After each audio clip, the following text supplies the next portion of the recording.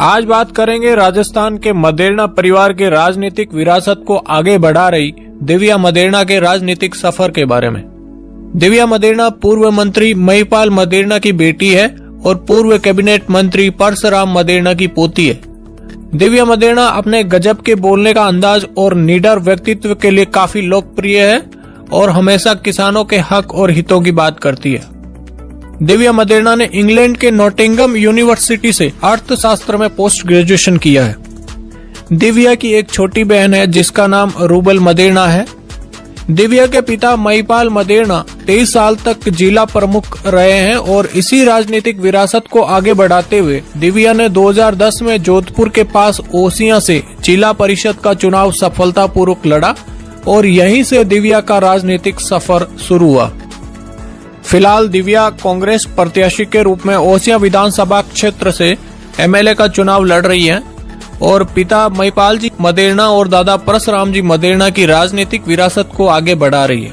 अब देखना दिलचस्प होगा कि जनता दिव्या पर भी उतना ही भरोसा करती है या नहीं जितना भरोसा पहले महिपाल जी और परसराम जी के ऊपर करती थी। दिव्या मदेरणा का भाषण देने का और बोलने का अंदाज लोगों को खूब पसंद आता है।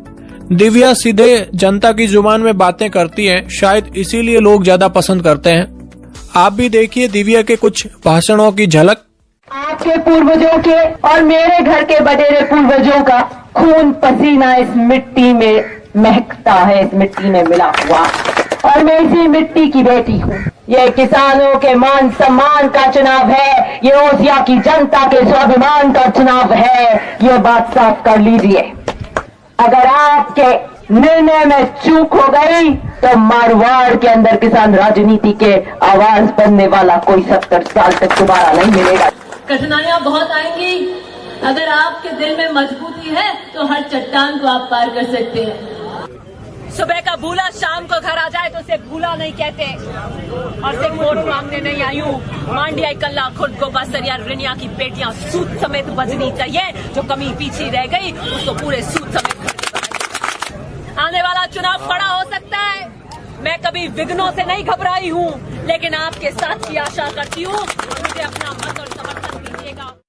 दिव्या मदेरणा के दादा परसराम मदेरणा कांग्रेस पार्टी के कद्दावर नेता थे और 9 बार एमएलए के रूप में चुने गए थे।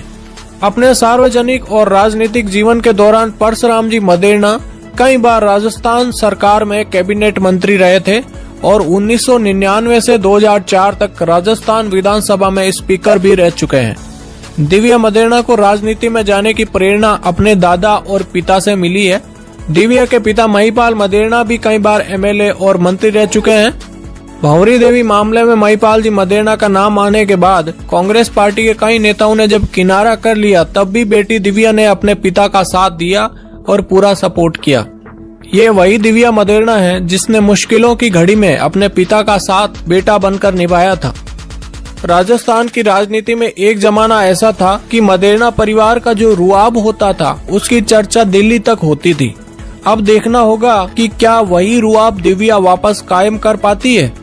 लेकिन दिव्या का संघर्ष काफी प्रेरणादायक है। जिस तरह उसने कठिनाइयों का सामना किया, कोई दूसरा होता तो शायद इतना नहीं कर पाता।